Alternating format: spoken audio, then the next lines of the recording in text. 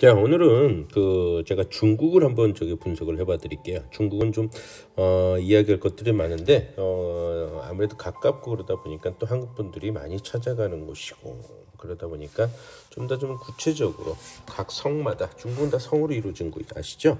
그 성마다 좀 특별한 거, 좀 주제가 될 수 있는, 테마가 될 수 있는, 콘텐츠가 될 수 있는 것들 한번 파헤쳐가지고 여러분들한테 알려드리도록 할게요.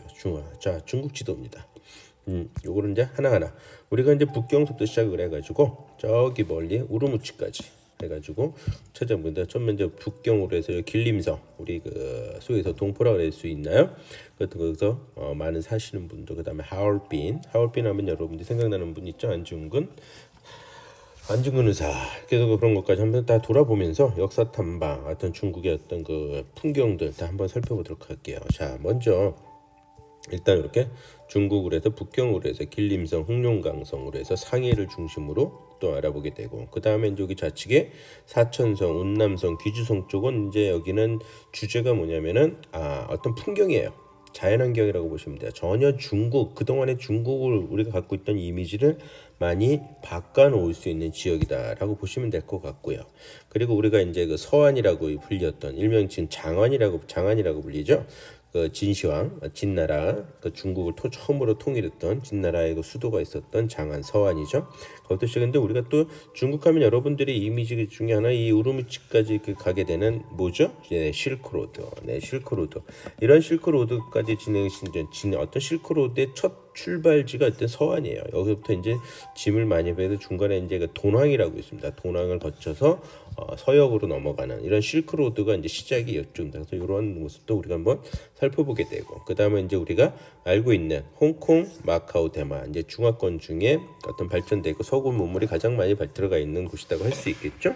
이렇게 해서 한국 사람들도 많이 찾아가는 홍콩, 마카오, 좀 또한 하이난이라는 중국에서 나름대로 동양의 하와이라고 발전시키고 싶어하는, 그래도 그렇게 많이 개발하고 있는데, 그래서 한때는 이 하이난이 한국 사람들이 많이 갔었어요. 특히 뭐하러? 골프 치러도 많이 가셨었는데, 하도 그 개발을 하다 보니까 이제 너무나 많이 비싸진 거야. 중국 사람들도 많이 찾고, 그래가지고 물가 수준이 이제는 홍콩보다도 더 뛰는 바람에 한국 사람들은 이제 서서히 발을 빼는 듯한, 왜냐 가성비가 떨어지니까, 야 저게 하이난은 해남성을 가느니 차라리 동남아를 다 가는 게 낫겠다, 뭐 이런 식으로 해서 좀 한국 분들은 좀 많이 시들어졌다 그러니까 참 방문하는 속도가. 그러다 보니까는 우리나라의 FSC 항공, 대한항공, 아시아나가 출항을 했다가 처음엔 출항했죠.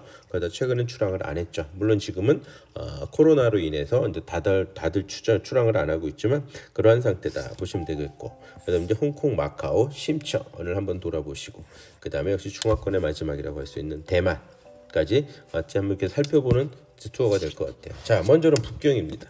여러분들 북경하면 뭐가 떠올라요? 아무래도 이 북경하면 떠오르는 거는 수도, 거기에 따른 유적지, 앞에 정면으로 보이는 이미지 뭔지 아시겠죠? 천안문 광장에서 찍은 자금성이라고 할 수 있습니다. 저 안으로 이제 자금성을 들어가게 되는데, 여기가 이제 안에 천안문 광장, 일명 전 세계에서 광장에서 가장 크다라고 할 수 있겠죠. 그래서 이 정면을 바라보게 되고, 왼쪽에는 노동청사가 있고 오른쪽에는 국회의사당, 이런 식으로 이제 크게 안전이 한가운데, 단 이 천안문 광장의 한 가지 점은 다 네 군데가 다 뭐다? 도로라서, 그래서 접근하기가 좀 불편한 점은 좀 가지고 있죠. 어찌됐건 이 자금성, 천안문 자금성, 이게 중국 북경이다. 근데 보니 이 자금성, 우리나라 경복궁의 여러 배가 되죠. 뭐 작게 우리가 경복궁을 치게 되면 한 10배 이상이 되고, 우리나라 경복궁을 좀 크게 저 뒤에까지 산까지 하게 되면은 뭐 한 7, 8배. 그래도 엄청나게 크죠. 이런 자금성. 근데 안에 볼거리가 하나도 없다. 그건 나중에 또 설명해 드리고요. 어찌됐건 이런 자금성이 가장 큰 이미지. 그래서 북경에 가게 되면 일단 그리고 무엇보다도 이 중국의 랜드마크 겸 북경의 어떤 북경 여행의 가장 중요한 요소라고 할 수 있는 이 자금성. 설령 달에서도 보인다는 설이 있는, 정확하게 얘기하면 달에서 보이지는 않습니다. 그럴 정도로 비유가 될 정도로 어마어마한 인간이 만든 건축물이다라고 할 수 있겠죠. 제가 이 만리장성을 처음 갔을 때는 언제면 여러분 나이 때 갔었을 거예요. 왜냐면 저도 대학교 2학년 때 그때 갔었기 때문에 만리장성을, 저기 가지고 저도 좀 엄청나게 놀랐습니다. 저 성벽 위에 자동차 한 대가 충분히 다닐 수 있는, 그러면 그래서 그 옛날에 야 대단하다고 느꼈던 거죠. 하여튼 이 자동차 한 대가 다닐 정도로 뭐 이렇게 만들어놨다. 그것도 천리장성, 만리장성, 만리를 갖다 이렇게 해놨다는 건 정말 대단하지 않았나라고 볼 수 있겠습니다. 어찌 됐건 북경 하면은 일단 저게 자금성과 만리장성이 가장 큰 랜드마크라고 우리가 할 수 있겠습니다. 그래서 그러한 것은 그래서 북경은 중국의 수도라는 테마를 가지고 만들어낼 수도 있고 어떤 유적을 갖는 자금성과 만리장성이라는 이러한 유적을 가지고도 충분히 북경을 갖다 우리가 소화할 수 있습니다. 근데 이 북경하게 되면 또 한개 빠질 수 없는 것이 대단한 것이 정말 중국 사람들은 중국 사람답다. 만리장성 다음으로 제가 정말 놀랬던 것 중에 하나 이화원입니다. 이 보시는 게 이화원이거든요. 이건 하나의 별장이에요. 별장 같은 건데 자기 놀이터인데 저 끝이 보이십니까? 이게 바다일 것 같아요? 호수일 것 같아요? 이게 호수예요. 북경에 이 호수를 바다 같은 호수를 만들었어요. 이거 인공 호수예요. 그럼 엄청난 거겠죠? 북경이 하나의 분지처럼 돼 있거든요. 그래서 이런 호수가 없는데 이 이화원이라는 호수를 만들어냈죠. 누가? 이 서태후가 만들었죠. 대단한 여자라는 걸 우리가 알 수 있습니다. 이 서태후가 만들었는데 어느 정도로 그래서 이 서태후로 인해서 이렇게 인공 호수를 만들고 건물을 만들어 자기 별장처럼 사용했다. 정말 사치의 극치다. 사치의 아주 극치를 보여주는 하물며 그 청일 전쟁 때 사용하려고 했던 군함을 사용했던 그 돈을 갖다가 빼돌리기까지 했었던 그래서 청나라를 갖다가 멸망을 시켰던 아주 장본이라고 알려진 그래서 중국의 4대 악녀로서 아주 대표적인 여자죠. 중국의 4대 악녀 4대 악녀니까 좀 생각나는데 여러분들 중국의 4대 악녀가 누군지 아십니까? 응? 은나라 달기 주지웅님이라고 들어보셨어요? 주지웅님 은나라 달기 대단하죠. 주지웅님 이게 뭐냐 고기로 수풀을 만들었어요. 그러니까 온 고기를 갖다 나무에다 다 달아놔요. 그럴 정도 숲에다가 그리고 주지 뭐예요? 술로써 못을 만들었어요. 호수를 술로써 자그마한 호수를 만들고 그 다음에 수풀을 갖다가 전부 다 고기를 달아놔서 그래서 주지웅님이에요. 술로써 만든 호수에다가 고기로써 만든 수풀 그럴 정도 뛰어다녔다. 어느 정도로 악랄했냐면 정말 사람 죽는 거를 가지고 놀을 정도로. 그러니까는 미끄러운 그 구리를 갖다가 둥근 봉을 만들어서 거기를 걸어가게 해요. 죄인을. 그러고 난 다음에 거기다 기름칠하다 떨어지죠. 그럼 그 밑에다가 숯을 탁 해가지고 불로 완전히 지져놓고 있죠. 그러면 떨어지면 살아있는 상태에서 타 죽어가는 거를 즐겼던 여자다. 대단한 거죠. 은나라 달기라는. 그래서 4대 악녀 중에 하나죠. 그 다음서 한나라 여태후 유방의 부인입니다. 응? 유방 아시죠? 삼국지에 나오는 유방의 부인인데 유방이 사망을 하죠. 응? 유방이 사망을 해요. 유방이 사망한 이후에 이 여자는 정말 악랄한 소위에서 인간돼지를 만들어놨죠. 인간돼지. 무슨 얘기냐면은 유방이 이 여태후하고 결혼을 했지만 결혼해서 첫째 부인이지만은 그 유방이 한량 때 정말 그 황제가 되기 전에서부터 계속 따라서 완전히 감옥 생활도 하고 정말 고생 많이 했죠. 그렇지만 유방이 죽고 나서 유방의 황제가 되고 나면서부터는 어떤 첩이라고 그래야 될 수 있나요? 그 사람을 들였는데 그 양반이 하고 싸우게 돼요. 아무래도 권력 다툼이 시작됐겠죠. 그래서 이 여태후의 아들과 그 첩의 아들과 그때 첩의 아들이 엄청나게 작업을 걸었거든요. 그러나 이 여태후가 나름대로 정략을 잘 써서 본인이 아들이 황제가 되죠. 유방이 죽고 나서. 그 이후에 여태후는 어느 정도에 됐냐. 그 상대방 그 첩을 갖다가 어느 정도까지 만들었냐. 대단합니다. 그 사람은 약을 먹여가지고 팔과 다리를 다 잘라버리고 눈을 멀게 하고 귀를 멀게 해서 화장실에다 키워요. 그래서 인간돼지라는 별명을 붙입니다. 그 오물을 먹고 살게 하는. 그래서 그럴 정도로 정말 잔인하게 했었던 여자다라고 보시면 됩니다. 그 다음 당나라의 축전무후라는 사람이 있는데 이 사람은 본인의 아들까지 죽여가면서 어떻게 한다? 본인의 아들을 죽여서 황제가 됐던 여자죠. 이럴 정도로는 중국의 4대 악녀가 잠깐 시간 나서 잠깐 말씀드렸는데 이렇게 중국의 서태후라든가 북경의 이화원 인공호수를 만들어냈던 서태후, 은나라 달기, 한나라 여태후, 당나라 측전무가 중국의 4대 악녀가 있다. 잠깐 여러분들이 하나의 팁으로서 여러분들 알고 있으면 좋을 것 같아요. 조금 전에 얘기했듯이 이제 북경은 이렇게 수도나 어떤 유적이라는 그런 테마를 가지고 중국의 어떤 상품들을 만들어낼 수 있겠죠. 그 다음에 상해입니다. 상해는 일단 뭐가 있냐? 변화 발전. 변화와 발전이 있다. 엄청나게 변했다. 중국 상해는 일단 유럽의 문화를 빨리 받아들였죠. 이렇기 때문에 어떤 변화와 발전을 우리가 볼 수 있다라고 보시면 될 것 같고요. 그 다음에 디즈니라든가 베니스, 황산 이런 테마를 가지고 있을 수가 있어요. 어떤 그 이유가 뭐게 되냐면 이렇게 여기 이제 동방명주가 되어 있고 황포강이가 있고 중국이 정말 이렇게 제가 그 아까 말씀드렸듯이 89년도, 90년도죠. 90년도 때 중국에 갔을 때는 정말 상상을 못한 우리나라의 그 진짜 70년대 완전 초가집에 가장 에피소드가 뭐였냐 중국의 화장실들이 다 오픈돼 있었어요. 오픈돼 있어가지고 큰일을 볼 때 문이 없어요. 길거리에서 완전히 그래가지고 제가 본 큰일을 보러 갔다가 돌아와서 도저히 자기 볼일을 볼 자신이 없어가지고 돌아온 적도 있을 땐 그 정도로 상당히 지저분했다라고 보시면 될 것 같아요. 그렇지만 이렇게 변했죠. 여기 있는 땅값이 서울의 땅값도 보다도 더 비쌀 정도로 그럴 정도로 변화와 발전을 보여주는 것이 바로 상해죠. 그래서 상해의 모든 건축물들 때문에 건축가들한테 어떤 건축물을 갖다 시찰하는 이런 테마로서도 만들어낼 수도 있다. 어찌 됐건 이렇게 상해는 일단 변화와 발전, 중국의 변화와 발전을 나타내는 그런 걸 가지고 있고요. 그 다음에 이제 제가 보여드리는 거는 디즈니라는 겁니다. 디즈니랜드가 상해에 만들어졌죠. 그러면서 디즈니랜드 만들어지면서 저 또한 어떤 상품을 가지고 만들었냐면 우리나라의 초등학생들, 유딩스들 그 행사를 갖다가 이 상해 가가지고 이 디즈니랜드를 갖다가 투어를 한 거예요. 우리나라는 디즈니랜드가 없으니까 그래가지고 제가 그거를 컨텐츠를 만들어가지고 2박 3일짜리 그래서 이 2일차는 완전히 하루 종일 디즈니에서 프리 패스를 가지고 아이들이 디즈니 월드 세계에서 즐길 수 있는 이런 테마를 가지고 만들어서 행사를 진행했던 정도 몇 번 있습니다. 그다음 상해에선 이러한 컨텐츠도 충분히 가지고 있다. 그다음 이제 베니스라고 할 수도 있고요. 그다음에 이제 그거보다는 먼저 우리가 한번 알아봐야 되는 게 역사 탐방이에요. 상해에 뭐가 있다? 네, 임시정부청사죠. 임시정부청사. 이건 좌측에는 예전 모습이고요. 우측에는 지금 현재의 임시정부청사. 대한민국 임시정부청사죠. 그러면서 우리가 윤봉길 열사에 뭐예요? 도시락 투척 사건이죠.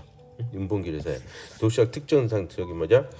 도시락 저기 뭐죠? 공원에서 어떻게 해요?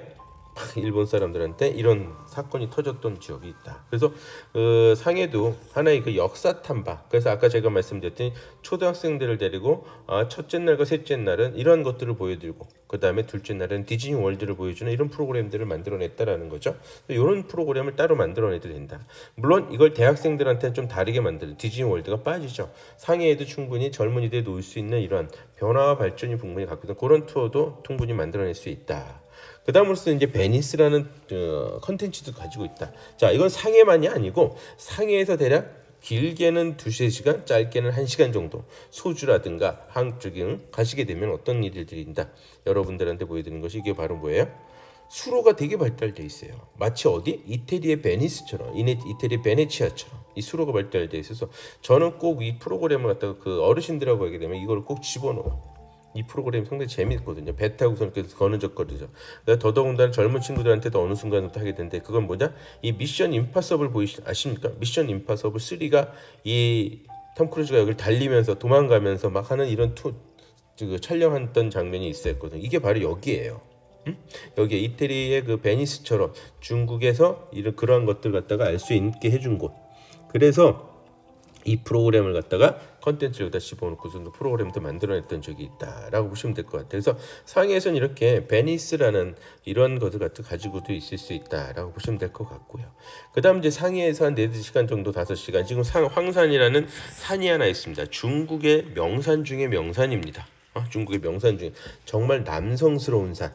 중국의 남성스러운 산이 바로 황산이거든요. 그래서 산을 좋아하시는 분들은 황산을 안 가보셨다는 게 말이 안 되거든요. 정말 아름다운 산, 아름답다기보다는 표현보다는 정말 남성스럽게 정말 기암절벽이 정말 멋있게 우뚝우뚝 솟아져 이거. 언체 힘들어서 제가 여기 가서 한번 큰 고생을 했는데 이걸 그 소위 해서 트레킹 그 산악회 팀 따라다니다가 물론 제가 인솔을 했지만 그걸 걸어 다니다 보니까 제 무릎이 한번 크게 나간 적이 있어가지고 정말 힘들더라고.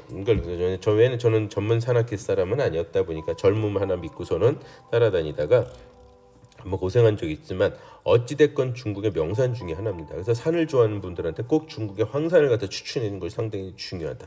중국의 산을 좋아하신 분 해가 때 중국을 한 번도 못 가보신 산악회 사람들입니다. 1순위가 황산이거든요. 그래서 트레킹 이걸 해서 어떤 태양산이라든가 화산이라든가 태산이라든가 장각이라든가 이런 산들이 되게 많지만 일단 1순위는 황산이다 라고 보시면 될 것 같아요. 그래서 여기 천천히 걸어서 올라갔다 걸어서 내려올 수도 있고 케이블카 타고 올라갔다 케이블카 타고 내려올 수도 있다라는 거죠. 이런 것을 만들어낼 수 있는 곳이 여기다 보시면 되겠고요. 그 다음으로서는 이제 백두산이죠. 한국 사람들이 좀 많이 가는 그 다음은 이제 백두산. 이 백두산 뭐 더 이상 할 말이 필요가 없겠죠. 다만 이제 여러분들이 아셔야 되는 거는 이 백두산은 우리가 올라가는 방법이 크게 두 가지다. 북파 코스와 서파 코스가 있다 보시면 되겠대요. 그래서 이 북파 코스는 어떻게 되는 거냐, 차이점은 이제 그거 하나예요. 북파 코스는 여기 집차 등반로라고 보이죠. 그래서 차를 타고서는 백두산에서 국립공원에서 제공해주는 그 버스가 따로 있어요. 그래서 어느 정도 갖다 그 일반 민용 타고 가지고 갖다 찝차 타고선 올라가요. 여기서부터 걸어서 한 10여 분만 걸어가면 정상이에요. 이 코스가 이거는 이제 제가 주로 연세드시 잘 못 걷는 분들한테 보여주는 코스다라고 보시면 돼요. 여기의 특징은 폭포도 할 수 있고 온천도 할 수 있는 이 특징을 갖고 있어요. 일로 갔다가 일로 갔다 내려오는 거죠. 그래서 원래 걸어서 예전에는 이 폭포 있는 쪽으로 걸어서 이 천지까지도 올라갔던 적이 있었는데 제가 한 번은 그랬었거든요. 근데 어느 날 갑자기 있던 만들어 놓은 계단이 다 망가졌는데 그걸 갖다 수리를 하지 않더라고. 그래서 그 다음부터는 간 적이 없었는데 어쨌든 이렇게 북파 코스가 있고 또 하나는 서파 코스가 있어요. 이 서파 코스는 걸어서 올라가는 게 대략 한 40분에서 1시간 정도 걸어 올라가야 돼요. 그럴 때 조금 힘들어요. 그때 완전히 나이가 많이 드신 분들 살짝 좀 피하고 오히려 북파 코스 추천해드리고 좀 어느 정도는 걸으실 수가 있다. 1시간 정도. 되게 가파르지는 않아요. 그렇다 너무 완만하지도 않은데 적당하게 정도는 그 각도는 경사도는 있는데 그렇다고 저기 어느 정도 걸으실 수 있는 분들한테 그렇게 힘들지는 않지만 그래도 쉽지는 않다. 대신 여기는 협곡들이 있어요. 그래서 걸어다니는 이런 아름다운 뭐라 그럴까 야생화나 이런 것 협곡이 있어가지고 걸어다니는 그 투어가 가벼운 산책 코스가 또 여긴 정해진다. 서파 코스는 그래서 두 가지 코스가 있게 된다. 근데 백두산은 제가 일부러 이렇게 두 가지를 다 올라갑니다. 일부러. 왜? 가급적이면 백두산은 천지 보는 것이 되게 어렵다. 날씨가 너무나 변화가 되게 심해요. 그러다 보니까 어떻게 한다? 제가 코스 그래도 프로그램을 짤 때는 꼭 두 번을 가요. 한 번은 북파 코스, 한 번은 서파 코스를 간다. 근데 여기다 이동 거리가 되게 길다. 한 4시간 정도 이동을 해야 되기 때문에 하루 만에 둘 다 못 올라가요. 그래서 하루 왼쪽 하루는 북파를 올라가면 그 다음 날 하루는 서파를 선택하는. 그렇게 되면은 정말 운이 좋으신 분들은 두 번 다 이 천지나 정상을 제대로 만끽할 수가 있다. 날씨가 잘 맞아 들어간다. 그러나 운이 좀 안 따르시는 분들은 한 번을 거의 다 못 본다. 그런데 두 번 올라가면 거의 다 그래도 둘 중에 한 번은 보신다. 예전에 제가 어떤 손님 한 분 있었는데 그분을 3번이나 모시고 올라갔었는데 그분은 코스가 시간상 도저히 두 번을 들어갈 수가 없어요. 한 번만 올라가게 돼 있거든요. 그래서 3번을 모시고 왔는데 3번 다 못 봤다. 천지를. 그래가지고 저도 저는 웬만하면 날씨가 좀 운이 좀 따라져서 항상 봤었는데 그분 때문에 그 100% 달성률을 좀 떨어뜨렸던 기록을 남기게 했던 분인데 어찌됐건 그분은 또 왜 그랬냐. 가장 백두산을 피해야 될 7월 초에 항상 가셨거든요. 왜? 학교 교수님이셨는데 학교 교수님이시다 보니까 어떻게 6월 말에 6월 중하순기경에 기말고사 끝나고 다 끝나고 해서 7월 초에 가시는데 이 7월 초에 가면 꼭 저기 하다. 왜? 한반도는 뭐다? 7월 초가 뭐죠? 네, 한반도에는 7월 초가 장마철이죠. 장마철. 이 장마철이다 보니까 정말 힘들어요. 그래서 여러분들도 그래서 이 시기가 되게 중요하다라는 거죠. 그래서 6월 중하순서부터 7월 중하순까지는 백두산 여행은 빼는 게 좋다. 안 가는 게 좋고 추천하지 말아야 되고 팔지 말아야 돼. 이왕이면 내가 팔았던 상품이 만들었던 상품이 고객이 만족을 주시는 게 더 좋지. 똑같은 돈을 들었는데 그거 보러 가는데 그거를 가장 중요한 게 방점이 뭐예요? 백두산 여행은 백두산을 천지를 봐야 되는 거 아니에요. 그걸 못 보고 내려올 수도 있다라는 거죠. 어떤 이런 식으로 두 번 이렇게 진행할 수도 있다라고 보시면 될 것 같고요. 그 다음으로서는 이제 투어 자체가 또 하나는 조금 전에 얘기했듯이 이 백두산은 그런 식으로 아까 차를 이용하는 것도 있지만 트레킹도 가능은 하다. 그렇지만 중국 정부가 많이 통제를 하고 있기 때문에 미리 가능한지 아닌지는 항상 파악하고 프로그램을 짜야 되고 진행을 해야 된다. 그 다음으로서는 이제 할 수 있는 게 우리가 역사 탐방이라고 할 수 있겠어요. 역사 탐방. 이 압록강, 두만강, 조금 전에 그 다음에 이 광개토 대항비, 맨 처음에 보여드렸던 이거는 뭐죠? 예, 장소왕 릉이에요. 마치 피라미드처럼 생겼어요. 비록 많이 어설프지만. 그래서 이런 것이 그 광개토 대항비에서 고구려 역사의 탐방비. 그 다음에 이제 발해도 마찬가지죠. 그런 것을 가지고 있는 곳이다. 그래서 이런 식으로 역사 탐방도 만들어낼 수가 있고요. 그 다음으로서는 우리가 이제 어디를 가야 된다? 네, 길림성을 가게 돼요. 이 길림성. 길림성을 가게 되면 뭐가 있다? 네, 역사 탐방의 어떤 항일 운동을 볼 수 있는 윤동주라든가 백의 김자진 장관군과 홍범도 장군들. 항일 운동을 벌였던 그거를 할 수 있는 곳. 그거 기록들이 남아져 있는 게 어디다? 예, 길림성에 있는 연변에 연길에 대성중학교라고 있거든요. 대성중학교. 이 대성중학교가 있어요. 그래서 항상 제가 매년 한때는 한 5년 동안인가 5년 동안 내내 대학생들 그 신입생들 모학교에서 신입생들을 갖다가 한 30명 정도 선발해가지고 여기를 보내주는 그 특혜가 있었었나 봐. 아마 우수 성적으로 학교를 들어온 친구들인 것 같아요. 그 사람들을 그 학생들을 데려가면 제가 1학년 때 꼭 여기 1학년 여름방학 때 갔었거든요. 그럼 꼭 방금 얘기한 이 코스를 둔다. 백두산 코스와 여기 대성중학교 그 다음으로선 가는 곳이 또 있었죠. 어디를 갔다? 여기는 이제 여기 도문이라는 데야. 조금 전에 맨 처음에 보였던 거는 저기 압록강이고 여긴 두만강이거든요. 그래서 북한 땅, 아까 중국 땅, 북한 땅, 중국 땅. 여기가 이제 저 앞에 여기가 저기 북한이에요. 앞이 북한. 여기서 볼 수 있고 여기까지는 우리 관광객이 갈 수 있고 중간까지도 갈 수 있어요. 이 중간에 통제를 합니다. 여기가 왜냐면 중국이고 이쪽이 북한이기 때문에 바로 이렇게 보이거든요. 이런 장면들을 그래서 우리나라의 현 상황들을 알려주는 이런 프로그램도 같이 진행할 수가 있겠다라고 보시게 되죠. 그 다음으로서는 우리가 이제 어디를 보게 되면은 방금 전에 백두산하고 이쪽에 백두산, 그 다음에 길림성에서 조금 전에 두만강 막 이런 거 다 봤죠. 두만강 대성중학교 연길에서 그 다음에 이게 흑룡강성의 하얼빈으로 간다라는 거죠. 흑룡강성의 하얼빈을 가게 되면 무엇이 어떤 그 테마를 우리가 만들어낼 수 있느냐. 하얼빈 역이에요. 여기가 무슨 제가 얘기를 할 수 있을 것 같아요. 하얼빈역 뭐죠? 예, 역시 안중근 의사죠.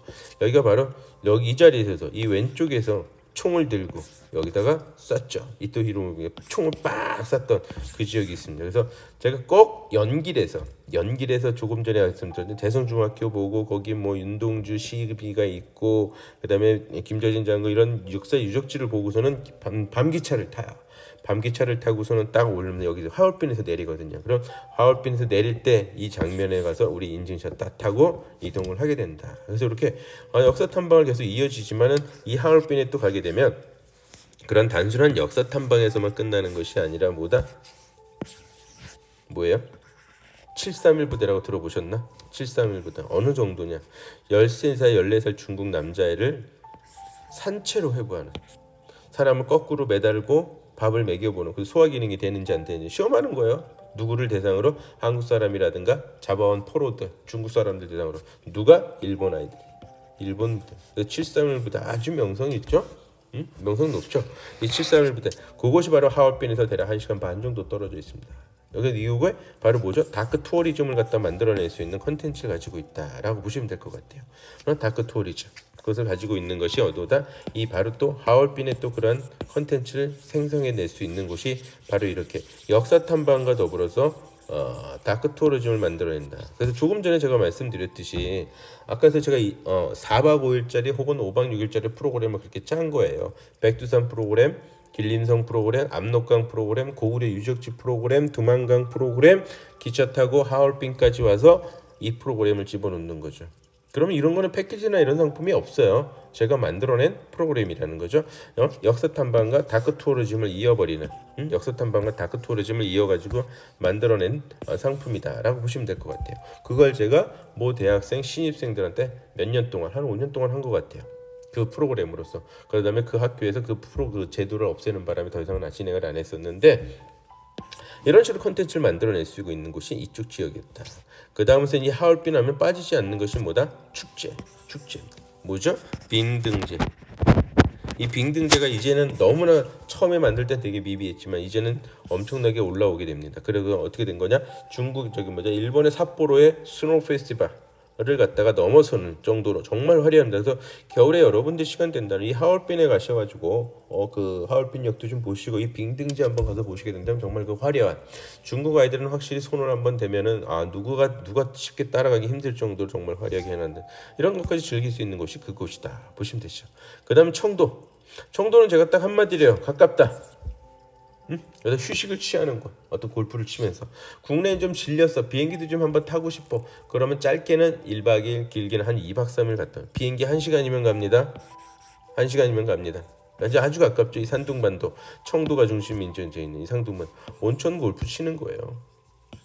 그러니까 이런 사람들 대상으로 40, 50대를 대상으로는 비싸지도 않거든요. 그렇게. 그럼 여기 가지고 이 또 청도나 연태 이쪽 산둥반도에 아시아나가 지어놓은 골프장이라든가 리조트가 또 있거든요. 금호그룹에서. 그렇기 때문에 안전이 깨끗하고 한국인의 입맛에 한국인이 좋아하는 그렇게 느낄 정도로 그런 것들도 해놓거든. 그러니까 어떤 색다른 어트랙션이 아니라 그냥 가깝게 그래도 해외여행 같은 거 같은 느낌을 주는 골프도 치고 휴식도 취하고 이런 걸 즐길 수 있다고 볼 수도 있고요. 그 다음에 청도에 가게 되면 이제 우리가 맨날 이런 제가 어필을 많이들 해요. 여러분들도 많이 마셔봤을 겁니다. 칭따오 맥주. 여기 청도에서 나온 거죠. 이 칭따오 맥주가 왜 유명하게 됐냐? 사실 독일 애들의 이 청도 지방, 그러니까 소위에서 이 산둥반도를 갖다가 지배를 했었거든요. 통제를 했었을 때. 그때 당시에 독일 애들은 뭘 좋아합니까? 맥주 좋아하죠. 맥주 엄청 좋아하거든요. 그래가지고 독일 아이들이, 저머니 애들이 청도에다가 맥주 공장을 차려놨던 거죠. 그래서 독일이 철수하고 나서는 어떻게 해요? 중국 사람들이 그 공장을 이어받아가지고 맥주를 생산해내기 시작했다. 청도란 브랜드를 만들어내고, 그래서 칭따오, 청도 맥주가 많이 알려지게 되고 맛도 괜찮잖아요. 상당히 괜찮죠. 저는 중국 출장을 가게 되면 항상 청도 맥주에 요즘에 얘기하는 북어포, 그걸 갖다 막 항상 한두 잔씩 하고 잔 적도 있었는데, 여튼 이것이 만들어졌던 곳이고, 또한 청도에 빠지지 않는 것이 바다의 왕 장보고 들어보셨을 겁니다. 장보고 유적지도 거기 있습니다. 그래서 이렇게 한 바퀴 가볍게 돌 수 있는 곳이 바로 어디보다 청도다. 청도가 그런 특징을 갖고 있겠다라고 보시면 될 것 같아요. 그 다음은 제남이에요. 제남은 언제 위치하고 있는 위치가 있는데, 이 제남도 마찬가지로 그 청도. 자, 잠깐만요. 제남 있는 데가 여기예요. 여기에 태산, 제남, 곡부 여기입니다. 그러니까 비행기 여기 연태 청도인데 여기 쪽에 다 우리 몰려 있다. 청도는 이쪽이거든요. 그걸 말씀을 드릴 수가 있는 거고요. 그래서 이 태양산 제남 면적이 보게 되면 일단 태양산 태산이 있어요. 태산이 높다 대 하늘에 대 매려다, 그 태산이에요. 들어보셨을 겁니다. 응? 중국의 태산 등반하는 것도 이런 트레킹 코스, 그 다음에 협곡, 태양산 협곡이 있어요. 태양산 협곡. 이 협곡 자체가 너무나 유명하기 때문에 한국 사람들, 중국 정부에서는 자체적으로 동양의 아시아의 그랜드 캐년이라고 불리울 정도로, 그럴 정도로 아름답고, 협곡을 걸어다니는 이 트레킹 코스가 있거든요.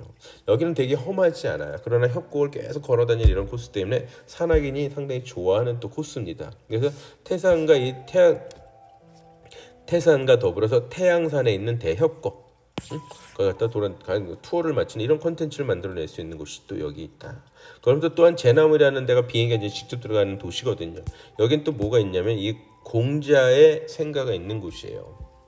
그러다 보니까는 또 다른 어떤 교육이라는 이런 콘텐츠도 충분히 만들어야 돼. 저도 여기도 가봤지만은 이런 것을 갖다가 콘텐츠를 또 형성해낼 수도 있다. 지금 제가 말씀드린 건 다 제가 가본 것들이에요. 다 가본 것들 여러분들 설명해 드리는 거니까 특별히 정말 문제되는 곳이 없다라고 보시면 될 것 같습니다. 그래서 그렇게 만들어지는 곳이 바로 이곳이다라고 보시면 되겠죠. 그 다음으로서는 이제 아까 말씀드렸죠. 사천성, 운남성, 기주성 이쪽으로는 뭐다 풍경이에요. 풍경 관광을 하는 겁니다. 그래서 대표적으로 중국의 풍경으로 들어간다. 계림, 기주성, 호남성, 사천성, 운남성, 이거 전부 다 풍경이에요. 여기는 어떠한 유적의 상징적인 의미보다도 전부 다 자연을 보러 가는. 그렇기 때문에 중국 여행은 정말 한 10번은 진짜 그것도 모자 한 50번 정도는 가봐야 되지 않냐라고 하는 것을 할 수 있다고 볼 수 있겠습니다. 그래서 풍광 자연환경, 첫째 계림이죠. 계림 산수 갑천하.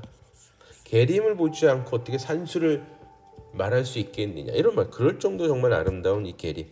정말 아름답거든요. 그래서 계림만은 가시게 되면 꼭 제가 드리고 싶은 얘기는 계림 여행들은 프로그램들 사실 지금 나와 있는 패키지들은 정말 만족도가 좀 떨어져요. 계림 가시게 되면 배를 하루 종일 이상 타야 되는데 꼭 패키지들은 시간이 별로 없으니 짧게 짜다 보니까 2시간짜리 배 이런 그렇지 마시고 계림에선 하루 종일 타서 정말 유유자적, 응?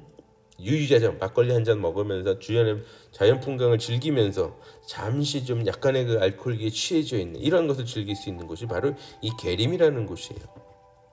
이 계림의 배를 타시고 한번 돌아보시는 이런 투어.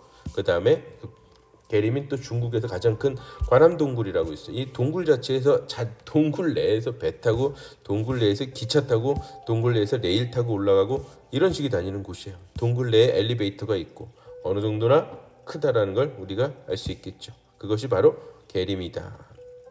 다음에 귀주성은 또 만봉림 또 이것도 끝내주는 거죠. 이런 만봉림 뭐냐? 봉우리가 만 개예요. 이 봉우리가 이런 봉우리가 그러니까 너무 이뻐요. 가보시게 되면 전혀 여기가 왜 중국이지? 중국 같지가 않은 거예요. 보통 북경 상해하고는 완전 이미지가 다르다. 이 만봉리 그다음에 이 여기는 이제 이렇게 농사 짓는 곳이거든요. 농사 짓는 정말 아름다운 이런 황가수 폭포라든가 폭포들 은구슬 폭포 정말 이쁘고 아름다운 이런 곳들이 보는 데가 귀주성이다 라고 보시면 되죠. 그 다음에 이제 장가게 이 장가게는 딴 게 아니라 여러분들한테 아니라 아바타 영화가 여기 이 아바타죠. 아바타 영화예요. 이 아바타 영화가 스필버그 감독이 여기를 관광 왔다 여기서 피를 받아가지고 만들어냈던 것이 바로 이 아바타 영화. 똑같죠. 뒤에 있는 배경이 똑같잖아. 바로 이 장가게하고. 그래서 유명하게 되는데 정말 협곡에 가보시게 되면 와, 나 그 느끼는 이런 거 보는 데가 어디다? 여기 장가게다. 그래가지고 이 그 장가게 앞에다가는 이렇게 저기 아바타 갖다가 해놓고서는 사진도 기념 촬영할 수도 있게 해놨다라고 보시면 될 것 같아요. 더군다나 이런 케이블카 올라가는 장면들은 하나하나가 정말 아찔아찔하게 하는 것이 짜릿한 맛을 줄 수 있는 곳이다 라고 보시면 될 것 같아요. 그 다음으로서는 이제 사천성이죠. 여기는 이제 특징이 뭐냐면 해발이 3,000m가 된다. 즉 뭐예요? 힘들다 하는 건데 여기는 이제 해발이 3,000m가 되니까 뭐냐 사람들이 다 고산증에 걸려요. 저도 갔는데 저는 웬만하면 고산증에 걸리진 않지만 어찌됐건 여기는 이 투어 자체가 뭐냐면 이렇게 해발이 3,000m 정도 되는 가서 보는 곳인데 이 풍경은 어디랑 유사하냐? 크로아티아랑 똑같아요. 아시죠? 크로아티아에 나와 있는 그 플루티 비치라는 국립공원과 똑같은 그런 모습을 보여주는 것이 바로 여기 어디예요? 여기 바로 사천성에 있는 황룡구체구라는 동네입니다. 여기가 해발이 3,500m에 형성됐다는 것 때문에 좀 힘들지만 이런 완전히 색다른 다른 우리나라에서 정말 보기 힘든 이런 모습들을 형성시켜주는 게 바로 여기 귀주성이다 라고 보시면 될 것 같아요. 요거는 인공폭포예요. 근데 중국 사람들 보면 대단하다는 걸 느끼죠. 그 다음 이제 운남성. 여러분들 들어보셨나 모르겠다. 운남성에는 가장 유명한 게 보이차라는 차가 있어요. 여러분들 가끔씩 드셔보셨나 모르겠는데 녹차 드시죠. 그 녹차를 발효시켜 만든 게 이제 보이차예요. 되게 유명합니다. 이 보이차는 거친 하나의 약재가처럼 사용이 되고도 있긴 한데 여기엔 운남성에는 우리가 알고 있는 샹그리라가 바로 이쪽에 있는 거죠. 옥룡설산 어떤 고성들 티베트하고 연결이 되는 곳입니다. 이 운남성 그걸 보러 가시는 거죠. 그래서 비행기가 곤명이라는 데를 바로 들어가요. 이 샹그릴라 샹그릴라 몰라요. 뭐의 뜻이 샹그릴라 뜻이 어떤 천국 이런 뜻이잖아요. 이런 걸 다 같이 갖추고 있는 곳이다. 그래서 정말 그다음에 여기 옥룡설산 만년설을 갖다가 거기 가지고 있는 곳이죠. 이런 것들을 보게 되는 투어다라고 보시면 되죠. 그래서 이쪽에 옥룡설산이라든가 이 샹그리라 쪽에 되면 이거는 트레킹 코스로서도 상당히 각광받고 있는 컨텐츠가 되고 있고요. 이쪽으로 가셔서 보이차 하나 때문에도 여기를 방문하는 컨텐츠가 될 수도 있습니다. 그래서 그런 것을 같이 갖추고 있는 거. 그리고 여기 연결되는 게 보다 티벳으로 또 연결가는 그 코스예요. 그래서 여기서 대부분이 티벳으로 넘어가 이 코스를 잡아가지고. 티벳으로 넘어간다 라고 보시면 돼요. 그래서 옥룡설산이라는 자연 풍경 그래서 중국에서도 충분히 스위스 같은 그런 느낌을 받을 수 있는 곳이 이곳이다. 지금 여기 이 하면은 어떻게 우리가 알프스라든가 스위스 오스트리아에서 느끼는 그 느낌도 같이 가져갈 수 있다라는 곳이죠. 그런 느낌도 충분히 받는 곳이 바로 이 중국의 옥룡설산 곤명에서 대리 샹그리라 이쪽으로 가서 티벳으로 넘어가는 곳이다라고 보시면 될 것 같아요. 이런 걸 즐기는 곳이 바로 여기예요. 이 운남성에서 즐긴다. 그러고 난 다음에 티벳으로 넘어가면 뭐죠? 참하고도. 투어 자체를 길게 하시는 분들은 이 곤명에서 시작돼가지고 4박 5일, 5박 6일 만들어내는 곳이 있고 그 컨텐츠를 이렇게 참하고도 티벳까지 연결시켜서 한 열흘 정도 프로그램을 짜내는 것도 가능한 곳이 여기다라고 보시면 될 것 같아요. 그리고서는 또한 이 참하고도까지 가는 게 아니라 아예 이제 티벳까지 넘어가 버리는 거죠. 티벳에 올라가서 고성들을 보고 내려오는 이런 코스까지 잡아야 되는데 사실 이제 여기는 조심스러운 게 뭐냐면 고산증이 있다 보니까 건강에 좀 받쳐주지 않으면은 그분들한테 만들어지는 컨텐츠는 아니죠. 그래서 이런 투어까지 하실 수 있는 곳이 바로 이런 중국이다. 그래서 중국은 컨텐츠가 너무나 다양하다. 뭐 하나가 이렇게 딱 결정 나 있는 것이 없다라고 보시면 될 것 같아요. 자, 다음으로 중국의 1부는 이렇게 끝내고요. 2부는 잠시 쉬었다 하도록 하겠습니다.